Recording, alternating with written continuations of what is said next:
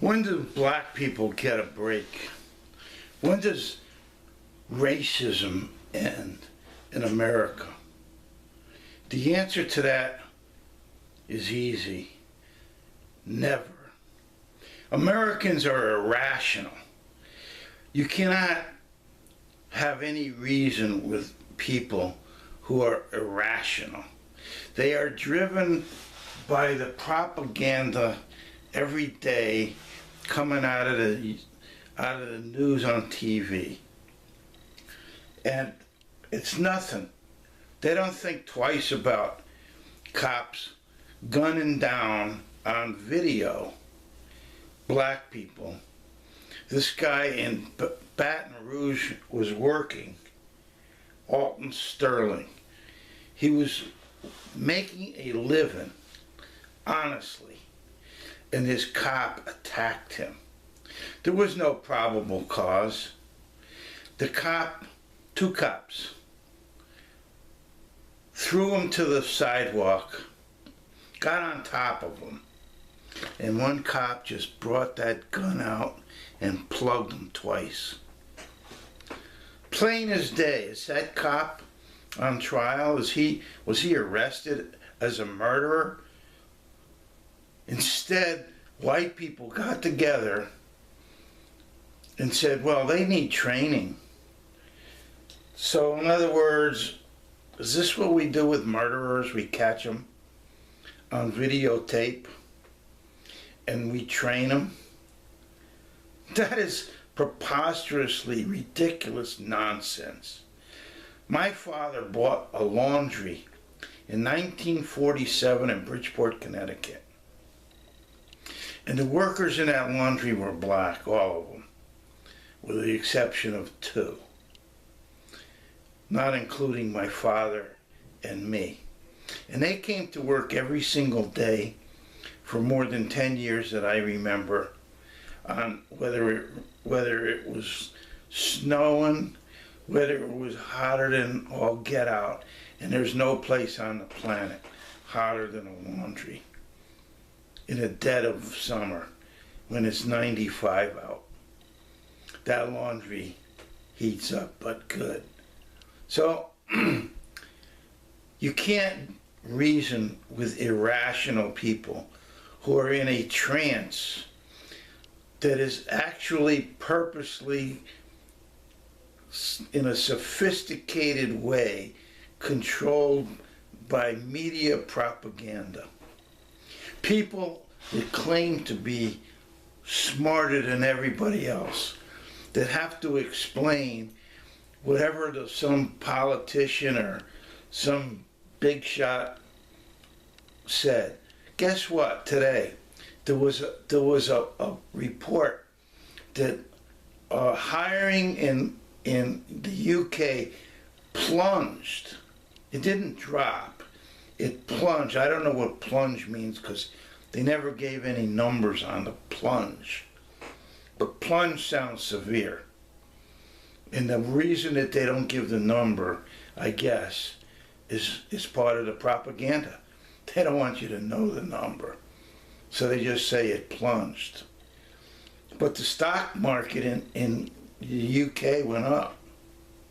So that's bizarre, irrational, crazy thinking. So it's not like, well, we can just wait for these people in America to quit being racist and put these cops on trial when they murder people, instead of saying, well, the cops are great.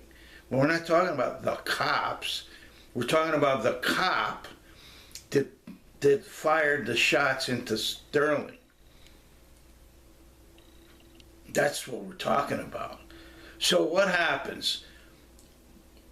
You just provoke anger, and some guy shoots 3 cops in Baton Rouge, and another guy guns down a bunch of cops in Dallas, and then all we hear about are the cops got ambushed. What about these black people that are just shot for no reason. We don't even, that just, poof, gone. Okay? So I propose that if Jill Stein wants to get elected, she doesn't just hook up with some black guy to be the vice president. Because that's not going to get her elected, that's for sure. Black people aren't going to just vote for Jill Stein because she hooked up with some black guy that nobody ever heard of. Okay?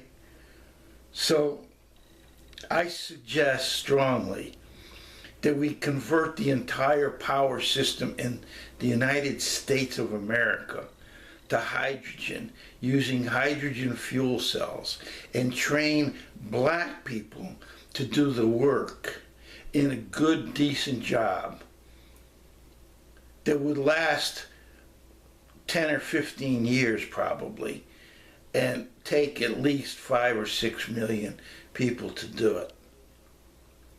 A good, solid job with good, solid benefits. And then, guess what? You could make a fortune in hydrogenics, HYGS, on the stock market, trading under $7 a share. And they just had a reverse split, a 1 for 10 reverse. So there's less shares at under $7. Okay? Now, I wouldn't touch a share of that stock until I knew that Jill Stein was actually going to do this. Now, if she's testifying that she'll put black people to work on this entire project, this is not some phony baloney deal. Okay? This is serious, real serious. Then she has a good chance to get the black vote. And if she gets the black vote, Hillary Clinton is finito. Kaputski. Done. Finished. Okay? Then white people, if they have even any kind of a brain, will have to vote for Jill Stein. Because if they vote for Hillary, then Trump will win the contest and he'll be the president.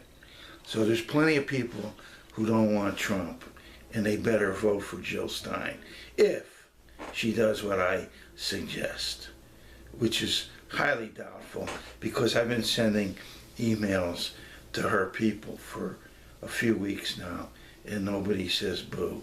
They're just out of it. They don't respond. They don't say nonsense. They don't say great idea, we're going to do it. They just don't say anything because you're in a deep trance. And that's where we're at with the Jill Stein campaign that's never going to get off the ground if they don't wake up to what I'm trying to explain to them. And you have a good day.